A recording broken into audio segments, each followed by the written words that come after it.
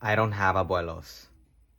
I have abuelitas, Tita Maria and Tita Lina. I don't always remember my Tita Maria, not as much as I want to. I remember her hugs. It was customary to hug her when coming and going from my tia's house. Her arms would wrap around and swaddle me, reminding me I was small.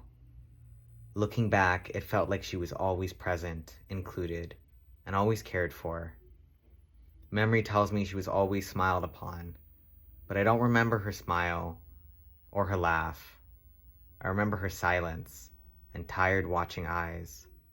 Her presence always felt louder than she was. Growing up, I could never tell if that was her nature or if her poor health wore her down. My Tita Maria passed away August 12th of 2008, 14 days after my 8th birthday, while on a trip to El Salvador. Health issues aside, my tita was never a woman to be confined. Strong will stubbornly persisted despite an ill body. My tita always seemed to push herself. She never stopped having things to do, my tita Lina. Growing up, her son would pass her off to me when he was otherwise preoccupied.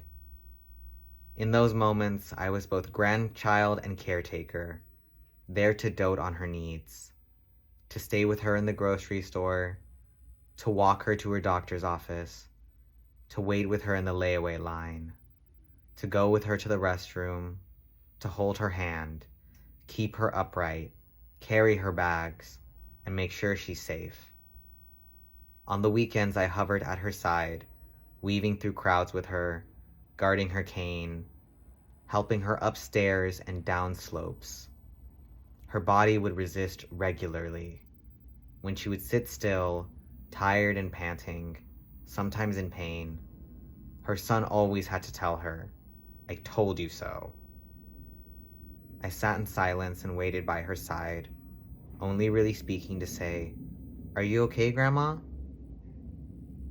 Growing up, I was told she took care of me often, especially as a baby, watching me when my parents could not. My Tita Lina passed away July 6th of 2016, 23 days before my 16th birthday, after a weekend trip to her daughter's home in Santa Clarita. I moved into her room after. All her furniture stayed, including her bed. "Your grandmother's mattress is still good. You'll sleep on that." It was typical of her son to make decisions and let others live with the consequences. It's not like we had money for a new mattress anyway.